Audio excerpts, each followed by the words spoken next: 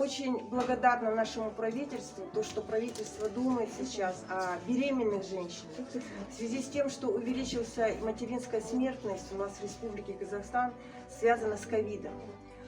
Также я благодарна за то, что детей прививают, потому что дети – это наше будущее.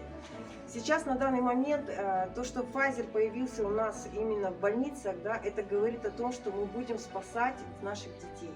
Именно то, что сейчас женщины с 16 по 37 недель беременности, после родовых женщин после 42 недель, 2 дней после родов, и детей наших маленьких, с 12 до 17 лет мы прививаем, да, это наш первый этап, который мы должны сделать и провести.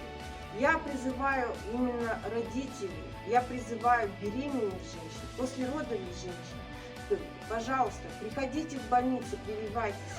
Pfizer уже во всем мире он признан, то, что есть очень большие, хорошие именно исследования, что он помогает спасти людей.